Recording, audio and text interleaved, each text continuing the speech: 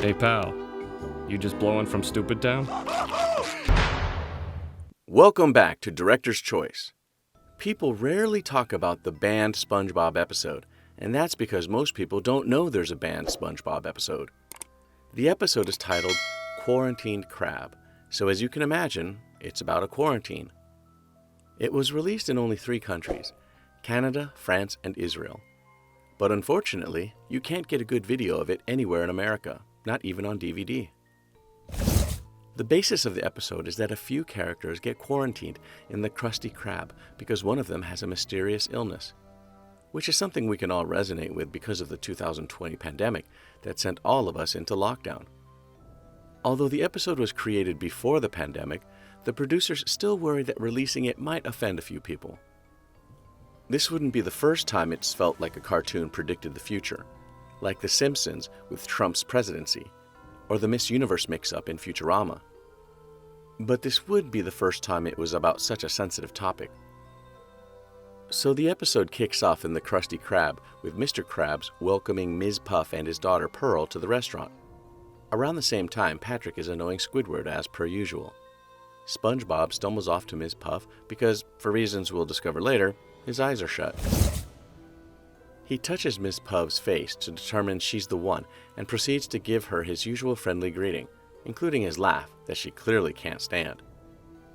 Ms. Puff quickly reminds him about that agreement that outside of boating school class, they don't know each other, and SpongeBob enthusiastically agrees. He leans over the table and drops the pieces of their Krabby Patty from his eyeballs, even adding a squirt of mustard. His eyeballs come out too, and he makes a nice little pun about it. Just then, the health inspector, Mr. Andy Yellowtail, bursts into the Krusty Krab. Andy has appeared in a few episodes before, the most memorable being the Nasty Patty episode, when he came to inspect the Krusty Krab. On that visit, SpongeBob and Mr. Krabs suspected him of being a fake health inspector and tried to feed him a nasty patty. Andy ended up choking on a fly instead, which led Mr. Krabs and SpongeBob to make a series of bad decisions. Back to the Kwarantined Krab episode. Andy bursts into the restaurant with a detector-like device and begins to scan the place. He deduces that someone in the Krusty Krab is infected with clam flu, a highly contagious disease. He immediately shuts down the restaurant to keep them under quarantine and to prevent the spread of the disease. They all begin to freak out, with Squidward going into a body-scrubbing frenzy, Miss Puff blowing up, Pearl crying a flood into Mr. Krabs' office as he swims to get inside, and Patrick breaking a table. Patrick runs into a pole before he realizes that he doesn't know the meaning of quarantine, and SpongeBob tells him that it's a mandatory sleepover that they're all invited to. This is part of what might make this episode a bit upsetting to some people. Turning such a serious life-altering situation into a funny SpongeBob episode might have been a little troubling for people who experienced fundamental life changes during the pandemic. Mandatory sleepover might not be the best way to describe a situation that cost some people their lives, but we have to remember that this is a kids' show and they want to make kids feel safe. Patrick is all too happy with this definition and starts dancing around with SpongeBob until Squidward comes over to burst their bubble with the truth. He told them that a quarantine means that they are in lockdown with a sick person until they're sick and miserable.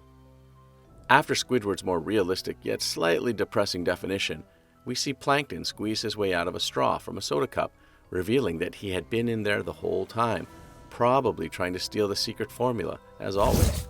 He states that communicable diseases are his cue to leave and manages to get outside the Krusty Krab. He doesn't make it too far though, because a man in a hazmat suit is waiting outside with what looks like a blowtorch robot. The robot vaporizes Plankton, scaring everyone in the restaurant. Pearl whines about her cheerleading presentation at the big game, and Mr. Krabs brings up a rather weird solution. Apparently, in his old Navy days, they would simply lock an infected person in the freezer and continue to have a good time.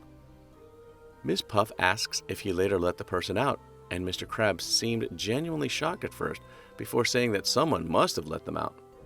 So we don't know for sure if he ever let them out or if Mr. Krabs killed someone. He brushes it off, announcing that anyone feeling queasy should raise their hand. When no hands go up, he brings out kitchen tongs and says he will examine each of them. Squidward shouts that he isn't going to let any infected imbecile near him. He walks backwards and knocks down a table, causing a pepper shaker to fly across the room and into SpongeBob's nose. He inhales and lets out a loud sneeze, so they all accuse him of being the sick one.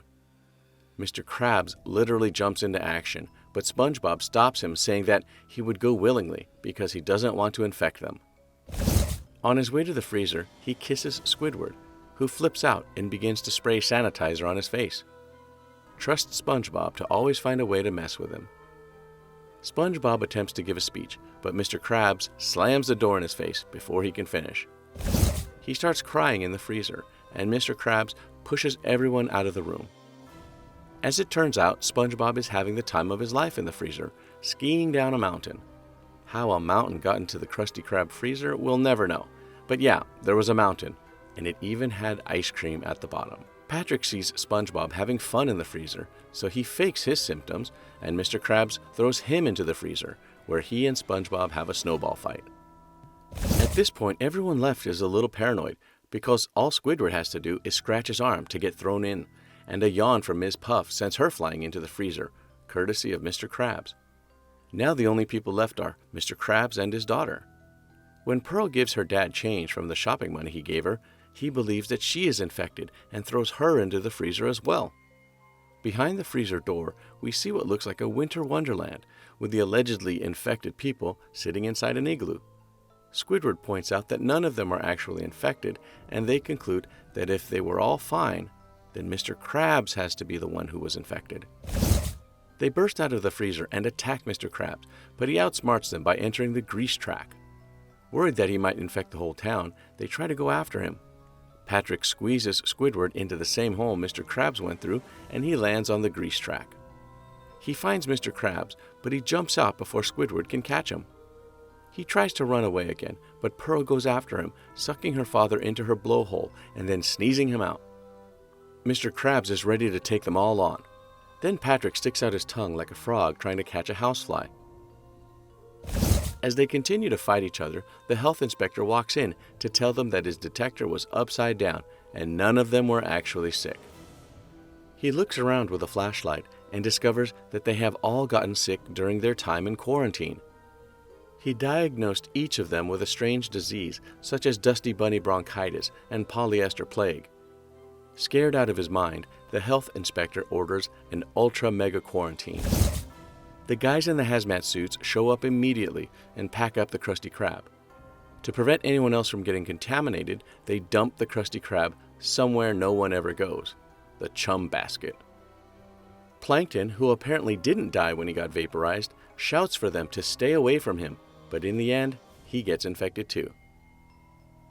Many lives were affected by the pandemic, some more than others, so it's pretty understandable that the producers decided not to release this episode. It would have struck the wrong chord with some people, but I think it was a pretty good episode, and it provided a fun and slightly educational way to look at the pandemic. And that brings us to the end of today's video. Thanks for watching this review on the banned SpongeBob episode. Be sure to look at this other recent clip by Director's Choice, and don't forget to subscribe to our channel and click on the notification bell so you never miss an episode.